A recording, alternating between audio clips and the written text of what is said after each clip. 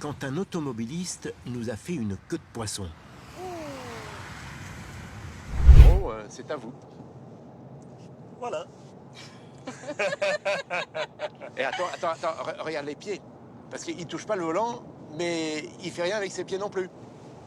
La voiture roule toute seule. Nous sommes à bord d'une voiture autonome. Ça vous stresse pas là, Pedro? Non, du tout.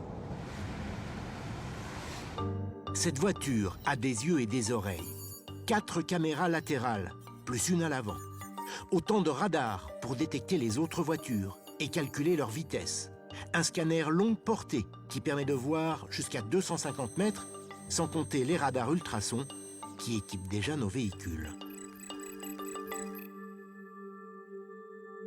Et ce qu'il faut bien comprendre, c'est que le véhicule, en fait, se dirige en lisant son environnement. Et sur une autoroute, c'est finalement assez simple parce que c'est très bien balisé. Il y a un marquage au sol et la voiture lit ce marquage et c'est ce qui lui permet de rouler prudemment sur cette voie.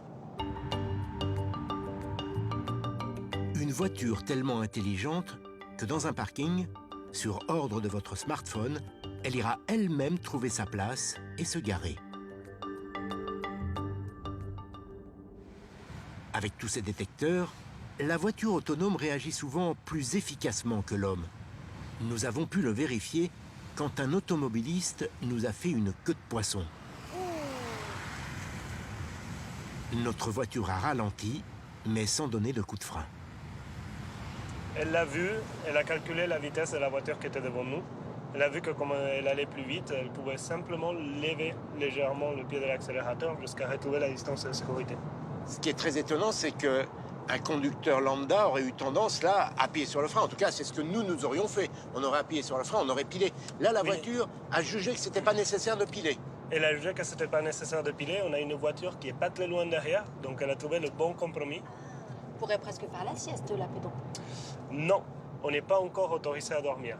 Car en cas de souci, la voiture va nous prévenir. Elle va biper. Elle va nous dire dans un certain laps de temps, de l'ordre de 15-20 secondes, il faut que vous repreniez le contrôle.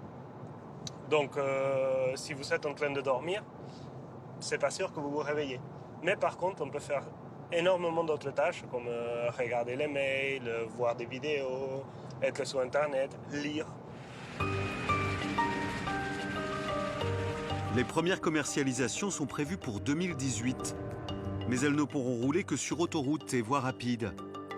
Pour qu'elles apprennent à circuler en ville, où les obstacles sont beaucoup plus nombreux, il faudra attendre une bonne dizaine d'années.